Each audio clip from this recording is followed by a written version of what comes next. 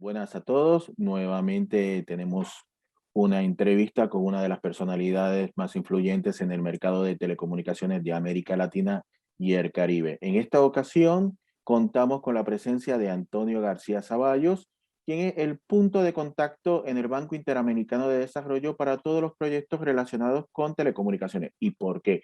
Porque es el coordinador de infraestructura digital del banco.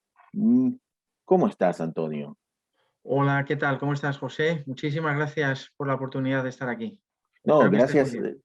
No, mira, disculpa que te interrumpa. Gracias a ti. Háblanos un poco de qué es esto de infraestructura digital y cómo el Banco Interamericano de Desarrollo está trabajando en América Latina para financiar este tipo de proyectos. Sí, mira, la situación de la región cuando se trata de conectividad, pues básicamente, digamos, viene marcada o ha venido muy marcada por lo que ha sido la pandemia. Cada mes de pandemia ha sido equivalente a un desarrollo en términos digitales de un año. Pero claro, el grado de desarrollo de los distintos países ha variado mucho en función de la disponibilidad y acceso a servicios digitales, para lo cual precisamente la infraestructura digital es un elemento esencial. Cuando hablamos de infraestructura digital en nuestros países, pues básicamente estamos hablando de lo que va a ser los distintos tipos de infraestructura de conectividad, ya sea con un enfoque social para conectar escuelas, hospitales, dependencias de gobierno, comisarías, o también con un enfoque productivo, es decir, cómo precisamente preparar a los países en una situación como la que estamos viviendo, donde el no tener acceso a servicios supone de facto un parón en todo lo que es el desarrollo productivo y a la postre un impacto directo en las variables macroeconómicas del país, ¿no? Entonces, todo este tema de infraestructura digital tiene mucho que ver con fierros, pero también tiene mucho que ver con distintos niveles de infraestructura. Niveles de infraestructura a nivel de conectividad internacional, que estoy seguro que tendremos la oportunidad de hablar posteriormente. Niveles de conectividad a nivel de redes troncales, que permitan justamente mejorar la interconexión a lo interno del país. Y también niveles de conectividad a nivel de última milla, ya sea pensando justamente en esos enfoques sociales o en los enfoques estrictamente productivos. Y todo ello muy vinculado precisamente al lado de los usos, ¿no? Es decir, no solamente utilizar la parte de infraestructura, sino ver cómo esa infraestructura en última instancia contribuye a la continuidad de los servicios públicos, esto es, a los servicios educativos, servicios de salud, servicios de gobierno electrónico, servicios financieros, y también a la continuidad de los servicios productivos, es decir, que las propias empresas puedan continuar sus negocios y donde precisamente gracias al desarrollo de soluciones de comercio electrónico permitan mitigar el impacto de la pandemia y eventualmente permitan a los países pues un poco prepararse ante lo que sería el periodo post-pandemia, ¿no? De esto es básicamente de lo que estamos hablando dentro del banco cuando pensamos en infraestructura digital. Sí, mencionaste algo muy interesante y me parece bastante importante, que cada mes en esta pandemia ha sido como un mes de avance en el entendimiento del impacto que van a tener las TIC en el desarrollo. Sin embargo, también hablaste de que no son tan solo fierros, sino que hay un componente no tangible en este tipo de desarrollo de esta infraestructura digital. ¿Cuáles son esos componentes y cuáles son los desafíos para que los que toman decisiones a nivel país en cada una de las jurisdicciones de América Latina puedan comprender cómo avanzar en temas como mencionaste de telesalud, teleeducación, teletrabajo, etcétera? Mira, de la manera en la que nosotros miramos el apoyo a los distintos países, y estoy pensando en un ejemplo general de lo que pudiera ser una operación de financiación alrededor o un apoyo específicamente alrededor de todos estos temas digitales, te diría que básicamente lo estructuramos alrededor de tres o cuatro componentes muy específicos que vendrían a responder precisamente a la pregunta de cuáles podrían ser los retos que tienen cada uno de los países, ¿no? El primero de ellos es efectivamente las necesidades de esa infraestructura. Es decir, estamos pensando en que hace falta infraestructura básica, el nivel de penetración de banda ancha fija o banda ancha móvil, dependiendo del país, puede ser 10 veces menor que la media de los países de la OCDE, en el caso de algunos países de Centroamérica, cuando estamos hablando de banda ancha fija, o puede ser de un orden de magnitud de 7 o 8 veces inferior a la media de los países de la OCDE cuando estamos hablando de banda ancha móvil. Cuando estamos justamente pensando en infraestructura, estamos valorando la necesidad de esa infraestructura siempre bajo un concepto de neutralidad tecnológica. Es decir, jamás el banco dirá que esta tecnología va a ser mejor o preferible a esta otra. Básicamente lo que haremos será definir una serie de especificaciones técnicas en función del tipo de servicio que queremos financiar o que el gobierno quiere eventualmente proveer, y a partir de ahí será el sector privado el que, en función de cuáles son las mejores soluciones, las soluciones tecnológicas más coste eficiente, propondrá cuál es la mejor manera de llevar esa conectividad a esos servicios. Por tanto, primer reto es justamente el de identificación de cuáles son las brechas de infraestructura, teniendo en cuenta el objetivo que queremos lograr en términos de conectividad, insisto, ya sea productiva o ya sea social. El segundo reto es precisamente el diseño de políticas públicas y el diseño de marcos normativos que lo acompañen. Yo la verdad es que soy bastante crítico, José, cuando oigo muchas veces a los países hablar de agendas digitales.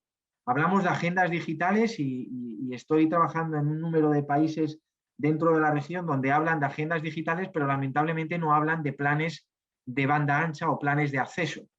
No hablar de planes de acceso y avanzar con una agenda digital supone que esa agenda digital como tal únicamente va a ser efectiva en aquellos estratos de población que en este momento disfrutan de la conectividad. Por eso que hablar de agenda digital exige, y debería de ser una condición sine qua non, hablar de un plan nacional de acceso. Entonces, el segundo de los desafíos pasa precisamente por desarrollar esos planes de acceso unidos a un marco de regulación donde tenga en cuenta aspectos ligados a espectro radioeléctrico, aspectos ligados a compartición de infraestructura, aspectos ligados a usos de los fondos de servicio universal o incluso a aspectos ligados a la actualización del marco normativo. No hay que olvidar que hay 2 de cada 3 países de nuestra región que tienen marcos, leyes de telecomunicaciones que datan de finales de los 90 o principios del 2000, donde el concepto de banda ancha o incluso el concepto de 5G, por supuesto, ni aparece, ¿no? Ese en sí mismo es el segundo gran desafío que tenemos.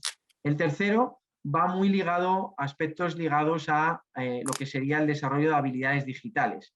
Y cuando pensamos en las habilidades digitales, pues tenemos que tener en cuenta precisamente en cómo lograr que la población efectivamente haga uso de esos servicios que ponen a disposición de ellos la infraestructura digital. Esos usos pueden ser usos, de nuevo, de telemedicina, de telesalud, que tú estabas comentando, o pueden ser también usos asociados a la comercialización de determinados productos y servicios por parte de las pequeñas y medianas empresas. En sí mismo, ese es todo un reto, pero un reto asociado justamente al de habilidades digitales es precisamente el de la inclusión de género, la reducción de la brecha de género y diversidad, ¿no? Donde fíjate que llama poderosamente la atención en una región donde aproximadamente el 50% de la población es mujer, únicamente el 30% de la fuerza laboral es femenino. Es decir, que si consiguiéramos precisamente a través de las nuevas tecnologías involucrar a la mujer dentro del sector del mercado laboral, pues automáticamente tendríamos un efecto catalizador muy significativo en términos de crecimiento de Producto Interno Bruto y mejora de la productividad. Y el cuarto y último desafío, José, sería básicamente el de institucionalidad. Yo creo que todavía dentro de nuestra región nos falta avanzar mucho en términos de institucionalidad, nos falta avanzar mucho a la hora de definir quién va a ser el campeón nacional para precisamente coordinar los esfuerzos entre las distintas instituciones del lado público y coordinar también los esfuerzos con el sector privado, de tal manera que esto no sea una utopía, esos planes de acceso o esos objetivos de agenda digital no sean una utopía, sino que sea el resultado de una coordinación interinstitucional y una alineación de objetivos entre el sector público y el sector privado. Esos serían, grosso modo, los 4 grandes desafíos que nosotros vemos. Bueno, tú me mencionaste 4 desafíos, yo anoté 6 de lo que me estabas hablando. Entraste en 6 temas muy importantes. Y, y sí, yo estoy de acuerdo contigo cuando me están hablando de una agenda digital, porque al final de cuentas el desarrollo de un país y el desarrollo social no tiene fecha de comienzo ni fecha de caducidad, y los planes nacionales, como estamos viendo en América Latina, comienzan y terminan y los fondos se acaban y todo lo que se había hecho se pierde. Hay muchísimos ejemplos en la región de este tipo de esfuerzo, este tipo de infraestructura que se coloca y no se usa bien, digamos. La pandemia nos deja claro que el famoso computador para cada niño que se estuvo viendo por Sí, sí, años en la región, aparte de Uruguay, en ningún otro lado te sirvió, ya. desgraciadamente. Me tocas el tema de la antigüedad y el tipo de eficiencia que pueden tener instituciones de política pública, instituciones de regulación en telecomunicaciones, que fueron creadas mayormente para liberalizar el mercado o acompañar una privatización que ocurrió hace inicialmente 20, 30 años atrás y que todavía no se han actualizado, y esto podría tener un impacto en la institucionalidad del sector.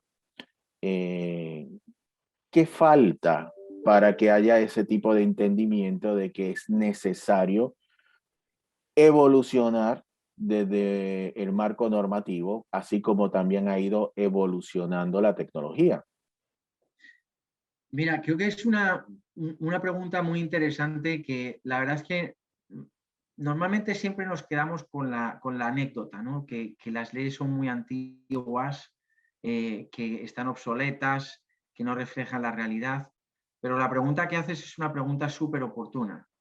¿Qué hacemos para que esto se pueda superar? O por qué no ocurre que efectivamente hay una actualización, ¿no? Y fíjate que son dos preguntas digamos, dos caras de la misma moneda, en el sentido de que, primero, ¿por qué esto no se actualiza? Hay muchos motivos, tengo que decirte. El primer motivo es, primero, por una falta, yo creo, de entendimiento de cómo funcionan los distintos mercados que componen el sector de las telecomunicaciones. Yo creo que todavía seguimos viendo al sector de las telecomunicaciones como un sector donde tenemos a los operadores fijos, a los operadores móviles, a los operadores de cable, y no entendemos que el marco normativo ha entrado de lleno, precisamente porque los modelos de negocio así lo están haciendo, ha entrado de lleno dentro de lo que es un mundo de convergencia de redes, de servicios e incluso también, como estamos viviendo de hace ya bastantes años, también de terminales. Eso que es una realidad que todos estamos viviendo en el día a día, que todos los usuarios están viviendo en el día a día, lamentablemente no tiene un reflejo dentro de lo que es el mercado. ¿Por qué no tiene ese reflejo? Dentro de lo que es el mercado me refiero dentro de lo que es la regulación basada en el análisis de mercado. Dentro de lo que es en el mercado existe un reflejo claramente de lo que está ocurriendo ahí. Porque creo que es muy importante el tema del análisis de mercados. Fíjate que si pensamos en el caso de la Unión Europea y, por supuesto, salvando las distancias con respecto a los países de la región, máxime teniendo en cuenta que aquí en América Latina y el Caribe no tenemos, digamos, una Comisión Europea que se ocupa básicamente de la armonización, algo que sí que hacen los distintos países es hacer un análisis del grado de competencia efectiva, un análisis de los principales problemas de competencia y un análisis de cuál es el grado de dominancia que existen por parte de las distintas prestadoras de servicios, teniendo en cuenta pues, bueno, pues lo que pudieran ser mercados conexos, mercados individuales, mercados interrelacionados, etc. Ese ejercicio creo que es muy positivo porque, primero, ayuda a entender un poco la dinámica del mercado y, segundo, ayuda a los reguladores a analizar si el modelo regulatorio que están implementando es acorde precisamente con la estructura del mercado que se está observando a raíz de ese análisis.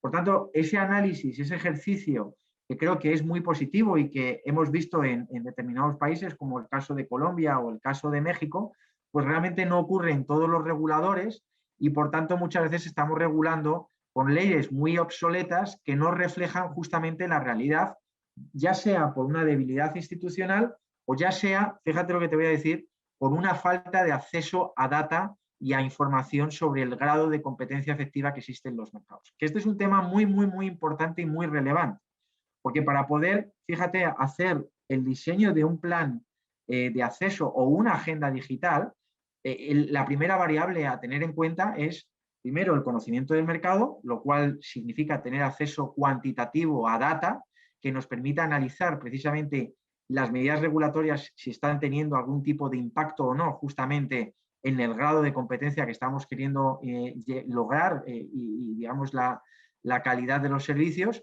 Y segundo, pues acotar precisamente qué medidas funcionan y qué medidas no funcionan para precisamente crear un incentivo al propio sector a continuar las inversiones teniendo en cuenta un marco normativo que lo venga acompañando. Entonces, primer motivo por el que no funciona, y estoy diciendo agrupándolo, primero por una falta de análisis de mercado, de concientización sobre las fuerzas de mercado y cómo funcionan, tanto por el lado de la oferta como por el lado de la demanda, lo cual tiene un origen endémico, si me permites, basado precisamente en la falta de acceso a data que permita realizar un análisis cuantitativo de esa situación del mercado. Adicionalmente a esto, no hay que perder tampoco de vista pues, un tema importante como puede ser la debilidad institucional. Creo que muchas veces ocurre que en nuestra región estamos sujetos a determinados vaivenes políticos que dificultan justamente la implementación de determinadas políticas regulatorias o en aquellos casos en los que ocurren, pues ocurren en un proceso de tiempo tan dilatado que no es acorde justamente con el desarrollo tecnológico que caracteriza este mercado. Entonces, creo que nos falta trabajar en agilidad, nos falta trabajar digamos, en análisis y sobre todo nos falta trabajar posteriormente lo que va a ser el ejercicio de supervisión y monitoreo de lo que queremos hacer, de tal manera que de una manera también humilde seamos capaces de ajustar las políticas regulatorias y las políticas públicas que funcionan y que no funcionan y que hemos venido implementando. No te oigo, José. Estás en silencio. Perdón. Perdón, creo que es la frase más famosa de la época del COVID, es que estás en mute. Eh, te decía, nuevamente me lanzas tres bombazos y, inmediatamente. Por un lado, estamos hablando del proceso de armonización que tenemos en la Unión Europea y la similitud más cercana, guardando la distancia, viene siendo la Autoridad de Telecomunicaciones del Caribe Oriental, donde tenemos 5 países de las Antillas Menores, donde están coordinando con la Autoridad Nacional de Telecomunicaciones, pero nuevamente no tenemos esa gran coordinación, no tenemos esa gran investigación en términos de datos. Esto a su vez me lleva a una conversación que tuve con 3 ex viceministros de México, Chile y Argentina, donde me nombraban, mira, el COVID nos sirvió para enseñarlos que gran parte de las data que estábamos recopilando del mercado no nos sirve para nada. Entonces, ¿cómo reformular todos esos datos para que a nivel internacional, entidades como el Banco Interamericano de Desarrollo les sirva, pero también a nivel interno, a los gobiernos les sirva para tener una mejor idea de dónde dirigir sus recursos? Esto tomando en cuenta de que no todas las jurisdicciones en América Latina y el Caribe recopilan datos o por lo menos los muestran de forma transparente a la población. Sí. No, yo creo que el tema de data definitivamente es un punto, pero fíjate, José, que cuando hablamos de datos, también hay que hacer un análisis de qué tipo de datos. Hay información que se recopila y como tú dices, pues de hecho lo estamos viendo, incluso mucha información que se comparte con la Unión Internacional de Telecomunicaciones, a veces entra en conflicto con la propia información que publican las operadoras de telecomunicaciones, ¿no? Entonces, pareciera que hay un cierto grado de, digamos, o no coordinación o de doble baremo a la hora de cuantificar qué cosas, ¿no? Pero muy importante pensar cuando hablamos de falta de data, ¿A qué datos nos estamos refiriendo? Y aquí podemos hablar de data de mercado, es decir, número de líneas, precio, tráfico, etcétera. O podemos hablar, y esto es más importante aún si cabe, pensando justamente en ese objetivo hacia adelante de universalización de los servicios digitales, de data asociada a lo que vendría a ser la construcción de mapas de infraestructura, es decir, a información sobre lo que pudieran ser coberturas de infraestructuras de telecomunicaciones y también infraestructura de otras utilities, como pueda ser la energía, o sea, la parte eléctrica, infraestructura de agua, canalizaciones, carreteras, incluso la parte, digamos, de ferrocarril, que pudieran ser mecanismos que aceleraran justamente ese despliegue y que lamentablemente muy pocos, verdaderamente muy pocos países en la región tienen una base de datos actualizada que le permiten justamente identificar qué áreas tienen en este momento conectividad y de qué características y calidad, y qué áreas no tienen precisamente ningún tipo de calidad de servicio o ningún tipo de servicio en absoluto, y que precisamente utilizando infraestructuras de otras utilities se pudieran precisamente llegar ahí, ¿no? Entonces, fíjate que cuando hablamos de la data es un elemento muy importante y es un elemento que además es común a todos los países. Me hablas del caso del Caribe, precisamente yo estoy trabajando ahora mismo asesorando al gobierno de Jamaica, donde estamos justamente empezando con el desarrollo de un plan nacional de conectividad, un plan nacional de acceso a servicios de banda ancha, que parte precisamente de hacer un ejercicio justamente de levantamiento georreferenciado de las distintas infraestructuras que hay en el país, punto primero. Punto segundo, un análisis de la demanda en función de los distintos objetivos que se quieren marcar dentro de lo que es la agenda digital en Jamaica, es decir, cuáles son los objetivos de cobertura o de conectividad de escuelas, de hospitales, de centros comunitarios, de policías, o sea, de comisarías, perdón. Y en función de esto podemos hacer una relación entre infraestructura ya existente, qué es lo que queremos lograr en términos de conectividad y qué tan lejos estamos. Es decir, cuáles son precisamente las distancias entre todos estos sitios públicos a las infraestructuras digitales ya existentes, para a partir de ahí poder identificar en base a las necesidades técnicas y de calidad de servicio cuáles serían las brechas de infraestructura y de conectividad. Para poder decir que un país necesita X millones de dólares para mejorar la conectividad, ya sea social o productiva, es necesario tener acceso a data y es necesario hacer o correr modelos de simulación de demanda, ¿no? Que si no los hacemos, pues estaremos un poco pegando palos de ciego, ¿no? Por tanto, coincido contigo, hay veces, tenemos, digamos, dos tipos de problema, o tres tipos de problema. Problema número uno, hay países que no levantan información en absoluto, o la información que levantan, problema tipo 2, no es útil porque está obsoleta, o información, digamos, problema tipo 3, digamos, son países que si bien tienen información, digamos, relevante dentro del mercado, lamentablemente les falta a lo interno la institucionalidad o las capacidades como para poder precisamente utilizar esa información para acometer justamente las reformas de política y de regulación que deberían de acompañar para digamos, el aprovechamiento y la mejora de las condiciones de universalidad digitales dentro del país.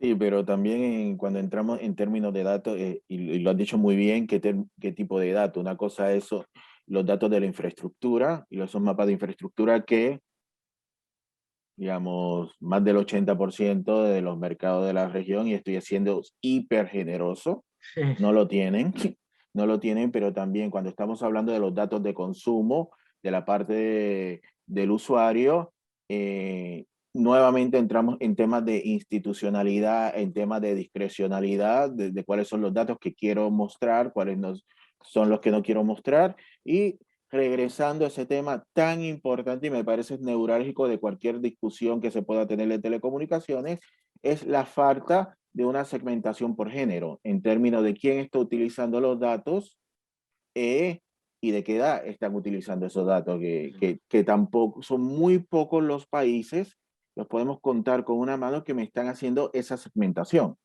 sí. Ahora, y nuevamente, estamos contabilizando lo mismo porque si vemos el tema, por ejemplo, el más sencillo, banda ancha. ¿Qué es banda ancha? Colombia me tiene una banda ancha, igual que Estados Unidos, para zonas urbanas y otra para zonas rurales. En Estados Unidos es 25 y están promoviendo, vamos a hacer las 100 megabits. Colombia había comenzado con 512. Obviamente ya tenemos unas definiciones que superan los 10 megabits, tanto para zonas urbanas como para zonas rurales.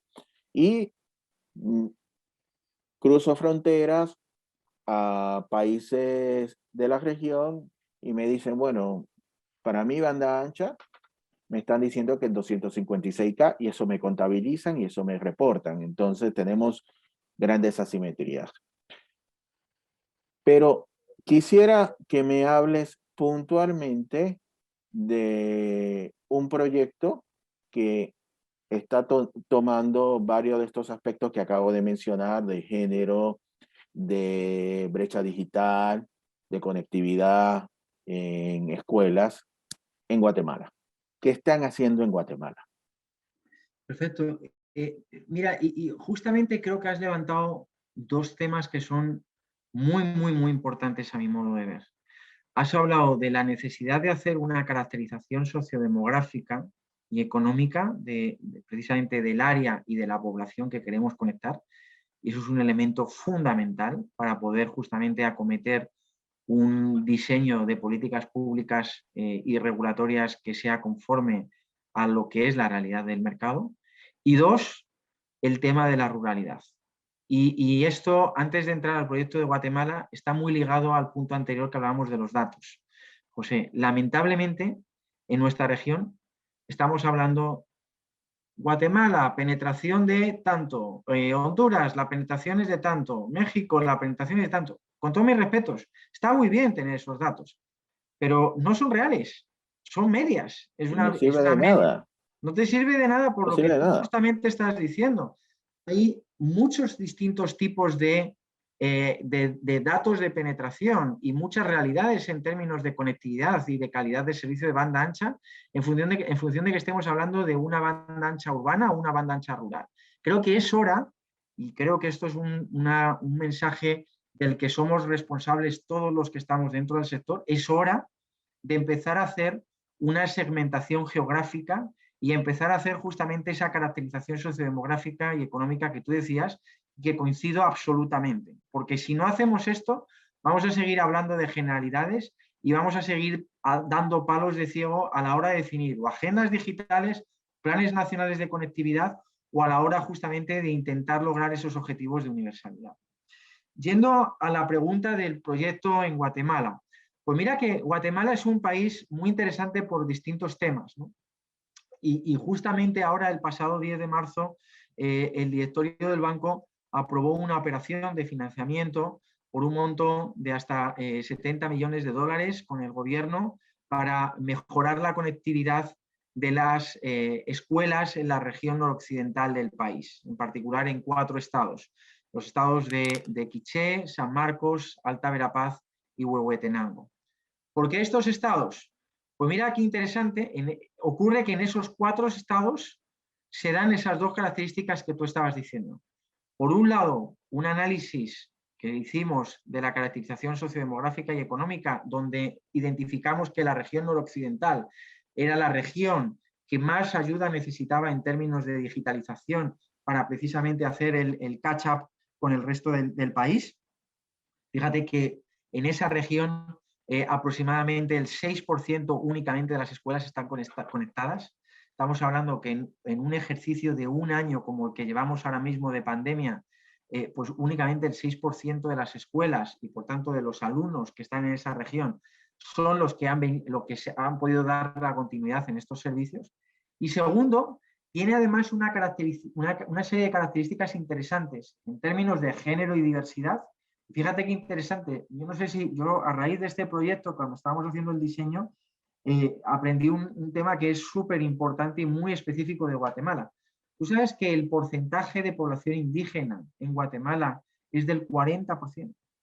Es decir, en esas regiones principalmente es que hay una componente de género y diversidad muy significativa, diversidad por la parte digamos, de población indígena, pero también de género en la medida en que precisamente se ven muchas mujeres privadas de acceder al mercado laboral precisamente por una serie de falta de acceso a nuevas tecnologías o al propio mercado, precisamente por las condiciones y la idiosincrasia de esas propias comunidades. Por tanto, el proyecto básicamente se centra en tres cosas muy concretas con esos 70 millones. Por un lado, mejorar la conectividad de las escuelas, pensando justamente no en que el Estado se convierta en digamos, en un constructor de infraestructura pública, porque yo creo que cuáles son las necesidades de calidad de servicio que requieran las 3.500 escuelas, según, digamos, una clusterización que hicimos, y se saca una licitación tipo subasta donde las operadoras y los distintos consorcios eventualmente deciden cuál es la solución más coste eficiente, es decir, teniendo en cuenta cuál es su capilaridad de la red, pues deciden cuál es el mínimo subsidio que ellos piden para precisamente proveer de conectividad a todas estas ubicaciones, ¿no? De tal manera que el Estado facilita justamente ese despliegue, permitiendo llegar a zonas urbanas o zonas no rentables desde un punto de vista económico-financiero, permitiendo precisamente que el sector privado, que ya tiene un grado de despliegue desarrollado, pues precisamente llegue a áreas que en este momento no llega, precisamente porque le falta esa parte digamos, de financiación que haría que esa inversión pues resultara eventualmente atractiva para el conjunto digamos, del negocio, ¿no? Entonces, ese en sí mismo es uno de los componentes. Posteriormente tenemos un segundo componente asociado al despliegue o mejor dicho, construcción de un centro de datos con un enfoque justamente de mejora de la eficiencia en la prestación de servicios públicos. Y aquí es un dato también interesante. De nuevo, hay un debate entre si los servicios en la nube son mejores que los servicios ubicados dentro de un centro de datos. De nuevo, cada estado es soberano, hay determinados tipos de datos que tienen una determinada información sensible y que, por tanto, algunos países deciden ponerlos y ubicarlos dentro de un centro de datos dentro digamos, a nivel nacional, y hay otros servicios que, digamos, la data no es sensible y, por tanto, pueden estar subida en la nube, ¿no? Ya que hay todo un debate de si queremos un centro de datos público, si queremos una nube o si lo que queremos es una especie de nube híbrida donde tenemos una parte de data center y de cloud, ¿no? Entonces, estamos financiando por una parte, digamos, como parte del componente 1 también todo lo relativo a ese centro de datos para mejorar justamente la eficiencia de la prestación de servicios públicos, mirando justamente en esa información de carácter más sensible. El segundo de los componentes está asociado a habilidades digitales, teniendo en cuenta, como decía, el porcentaje tan elevado de población indígena y que queremos justamente promover la adopción y uso de las nuevas tecnologías por parte de la población femenina. El segundo componente se centra de lleno justamente en proveer habilidades digitales a esos estratos de población para lograr justamente que esa infraestructura que eventualmente se está desplegando pueda beneficiar a otros sectores de la economía, precisamente como consecuencia del efecto o de las externalidades positivas que tiene el desplegar una infraestructura para conectar escuelas y que al mismo tiempo permite conectar las áreas alrededor, pues precisamente beneficiar también no solamente a los estudiantes, a los profesores, sino también al conjunto de población alrededor en habilidades digitales para precisamente sacar el máximo provecho. Y el tercero de los componentes está ligado mucho a algo que comentábamos anteriormente, que es justamente la componente de institucional, la parte, digamos, de fortalecimiento institucional, donde incluimos tres temas que creo que son muy importantes. El primero es justamente la construcción de ese Plan Nacional de Conectividad. Estos 70 millones de dólares ayudan a conectar 3.500 escuelas, pero el conjunto del país pues tiene, o sea, estos 3.500 apenas si representan un 30% del total de las escuelas. Entonces hay una necesidad más allá de estos 70 millones de dólares, no solamente en la parte de conectividad de escuelas, sino también la conectividad de centros educativos, de centros de salud, conectividad de comisarías, etcétera, etcétera. Entonces, algo que estamos financiando es justamente el desarrollo de ese plan de conectividad, punto primero. Punto segundo, un plan de sostenibilidad, de tal manera que pasados esos 5 años en los que el banco va a estar financiando y ejecutando este proyecto, pues que el mismo sea autosostenible. Y tercero, un plan de comunicación que permita justamente atraer las inversiones por parte del sector privado para garantizar justamente ese atractivo inversor que al mismo tiempo propicie la sostenibilidad de todas esas inversiones. Esas son tres actividades muy concretas dentro del componente tercero ligado al fortalecimiento institucional, que se ve reforzado también con una revisión de la estructura organizativa para hacer que el propio ministerio sea mucho más ágil, y también Fondetel, que va a ser el brazo ejecutor dentro del Ministerio de Comunicaciones, Infraestructura y Vivienda.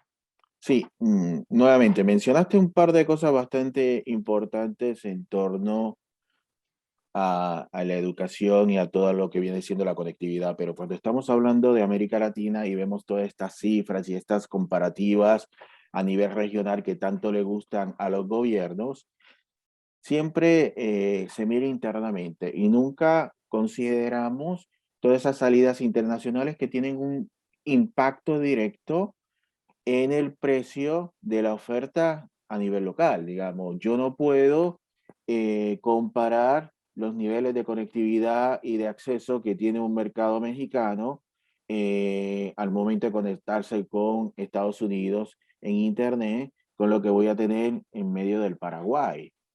No es lo mismo un Curazao con que tiene 7 cables submarinos conectándolo a lo que tiene, digamos, la isla de Anguila. ¿Sabe? Hay un impacto directo. Eh, Pensando en América Latina, sé que el BIC está trabajando con Argentina en todo lo que es un proyecto de conectividad internacional. Hablemos de ese proyecto entonces. Mira, José, has puesto el dedo en la llaga. Creo que el tema de la conectividad internacional es un elemento fundamental y es un elemento transformador para lo que es o lo que pensamos que debería ser el desarrollo digital de nuestra región. Yo creo que hablar de conectividad internacional supone hablar de calidad de servicio, supone hablar de asequibilidad, pero muy importante, supone hablar de, digamos, de integración regional. Creo que es muy importante el concepto de conectividad internacional y su vínculo con la integración regional. Me hablas del caso de Argentina. El caso de Argentina, y hablabas en algún momento también del caso de Paraguay. Yo creo que hay distintas realidades dentro de los países. Tenemos el caso de Paraguay, que tú mencionabas muy bien, el caso de Bolivia, que son países que no tienen salida al mar, y donde si comparamos justamente los precios, y también hacías mención a este lado, y la calidad del servicio, pues vamos a dar cuenta que dista mucho de la calidad y el precio que tienen aquellos países donde precisamente aterrizan distintos cables submarinos y por tanto disfrutan de una mayor competencia a nivel internacional, lo que redunda eventualmente en una mejora de la calidad en términos de la velocidad y también de la asequibilidad en términos del precio que eventualmente los usuarios finales están pagando. Lo que está ocurriendo en este momento en la región a nivel de conectividad internacional es una transformación muy importante. Y aquí el banco creo que se lo está tomando de una manera muy, muy decidida por el impacto transformador que tendrían pequeñas contribuciones de mejora de la conectividad internacional, no solamente en cada uno de los países, sino, por eso decía, a nivel de integración regional. Déjame que antes de hablar de Argentina, empecemos con el caso de Chile. Como probablemente tú y todos los oyentes sabéis, Chile está inmerso en un proyecto de despliegue de un cable submarino entre Chile y Asia que rompa precisamente una condición de, digamos, cuasi monopolio en nuestra región de lo que son hubs internacionales situados en Miami y aquí en Estados Unidos. Ese despliegue de ese cable entre Chile y Asia supone, por un lado, una mejora de las condiciones de competencia a nivel regional y supone una señal muy fuerte a lo interno, específicamente dentro del cono sur, de una necesidad de mejorar la interconexión regional.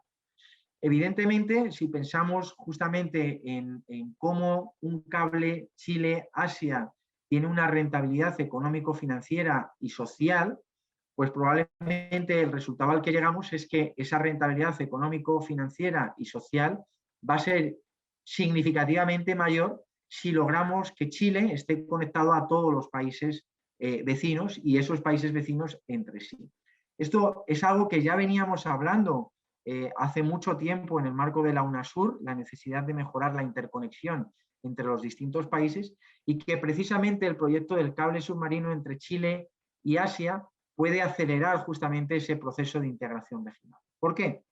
Bueno, por un lado, porque ese proyecto, que tiene una magnitud financiera muy significativa, estamos hablando de un proyecto entre 350 y 400 millones de dólares, supone primero una participación público-privada donde los distintos países de la región están ya de facto mostrando interés para lograr justamente una participación dentro de ese cable, pensando que esa participación les permitirá, como estaba diciendo anteriormente, mejorar las condiciones de competencia efectiva y de calidad y asequibilidad de los precios del acceso a Internet, lo cual redundará en última instancia en la calidad y el precio que paguen los usuarios finales. ¿Qué países son esos?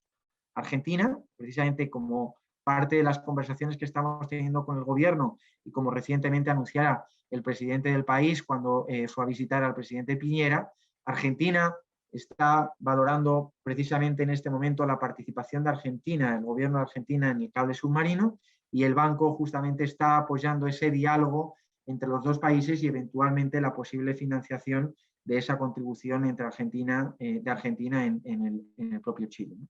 Pero además hay otros países. Tú decías el caso de Paraguay. Nosotros aprobamos una operación en 2019 donde justamente había un componente específico de conectividad internacional para mejorar precisamente la conectividad de Paraguay vía Argentina y vía Brasil. De nuevo, mejorar la conectividad o lograr la conectividad de Paraguay, mejorar la conectividad de Paraguay con Argentina a través de un nuevo cable submarino o a través de un acceso irrevocable de uso, un IRU, permitiría al mismo tiempo al propio Paraguay lograr eventualmente una salida por el lado chileno, lo cual le supone al mismo tiempo lograr dos salidas, una por Argentina y otra eventualmente por Chile, gracias precisamente a la conexión por Argentina, que le permitiera justamente mejorar las condiciones de calidad y precio de los servicios de acceso a conectividad de banda ancha. Adicionalmente, al caso de Paraguay, Argentina y Chile, pues en este momento también Brasil está valorando justamente la participación en ese cable y pudiéramos justamente pensar también en la incorporación de otros países como pueda ser el caso de Perú o el caso de Bolivia, logrando el tan añorado esfuerzo de mejorar esa conectividad internacional dentro de lo que sería una integración regional dentro de los países a través de una interconexión. Por tanto, insisto, el tema de conectividad es muy importante, es algo que vamos a tener que estar mirándole con mucho, mucho detenimiento en los próximos meses, y creo que si eventualmente se confirma y se implementa justamente este proyecto de Chile con Asia, pues vamos a observar una transformación muy, muy, muy importante en el Cone Sur, que eventualmente podría tener un reflejo también en Centroamérica, pensando justamente en Panamá como un hub donde pudiera ocurrir todo esto. Hablamos de toda la parte interna de proyectos para fomentar desarrollo social, desarrollo económico, y me hablaste también de la conectividad internacional. Hablemos ahora de un proyecto donde ustedes están financiando esa transformación digital que tiene componentes de ambas partes, donde el gobierno está tratando de llevar esa conectividad a municipios donde en estos momentos no tenemos escuelas conectadas, pero al mismo tiempo está buscando un reemplazo a un cable submarino, Arcos, que está llegando al final de su vida útil. Y estamos hablando de República Dominicana, donde tuvimos a Yulisa Cruz hablando acerca de todo el apoyo que estaba recibiendo por parte de ustedes. Cuéntanos un poquito más. Mira, yo creo que el caso de República Dominicana es paradigmático dentro de la región. Yo creo que es un claro ejemplo de que cuando hay justamente voluntad política, hay liderazgo, las cosas ocurren, ¿no? Yo creo que comentabas justamente, y yo tuve la oportunidad de ver la entrevista con Julissa.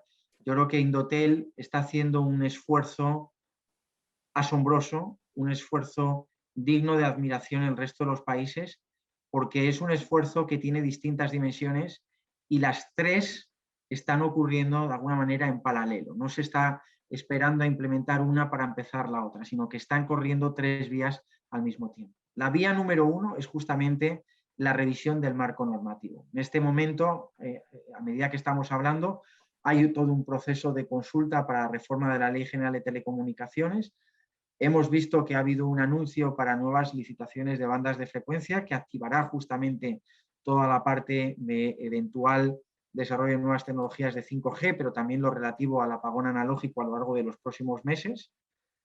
Hay una segunda línea muy clara ligada justamente a la implementación de proyectos de infraestructura para mejorar la conectividad y para modernizar justamente esas infraestructuras, pensando justamente en esa ruralidad, pensando justamente en aquellas áreas donde en este momento no están conectadas y teniendo en cuenta, como estábamos diciendo al inicio de la entrevista, que el Estado lo único que va a hacer es facilitar justamente la llegada del sector privado. Es decir, el sector público no entra a competir con el sector privado, sino que el sector público apoya al sector privado, primero con una reforma y segundo con, digamos, a través de un subsidio precisamente para lograr llevar a la conectividad a las distintas áreas geográficas del país que en este momento no disfrutan de la misma calidad de servicio que otras áreas rurales, otras áreas urbanas, lo cual tiene un impacto directo en términos de productividad, crecimiento económico y también creación de empleo. Pero hay una tercera vía, además, que está corriendo al mismo tiempo. Es las acciones que estamos desarrollando junto con el liderazgo de Julissa y del presidente Néstor de Indotel alrededor de habilidades digitales.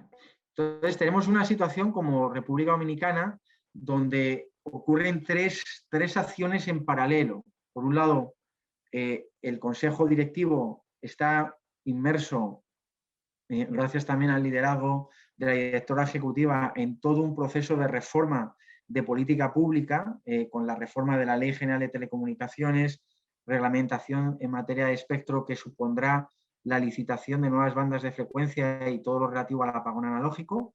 Una segunda área que ocurre al mismo tiempo es justamente todo este proceso de inversión en infraestructura y modernización de la infraestructura, pensando que el sector público va a apoyar ese despliegue por parte del sector privado.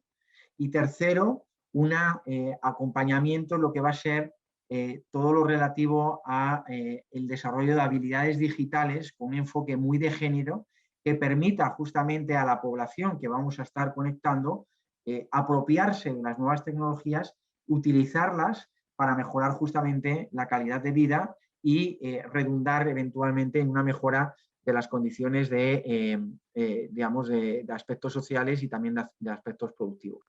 El apoyo del banco con República Dominicana, pues básicamente tiene distintas dimensiones. Tenemos una cooperación técnica en este momento financiada, de hecho hay dos, una con el gobierno de Corea y otra con el gobierno de España para apoyar justamente la implementación de estas tres áreas de trabajo y por otro lado un programa de financiación que básicamente está estructurado alrededor de mejora de la conectividad y modernización de la conectividad en el país con ese enfoque sociodemográfico que comentabas tú en un determinado momento y también el enfoque rural. Segundo, apoyo en todo lo que va a ser el proceso de apagón analógico dentro del país. Y tercero, todo lo relativo a habilidades digitales con un enfoque muy de género. El total de la operación son aproximadamente 115 millones de dólares y es algo que estaremos trabajando a lo largo de este año. Sí, algo muy importante también en República Dominicana es que todo esto se está dando en conjunto de una coordinación activa con las autoridades de Conatel en Haití para todo lo que viene siendo la frontera que comparte República Dominicana, uno de los países con más salidas internacionales por medio del cable submarino, con Haití uno de los que menos tiene.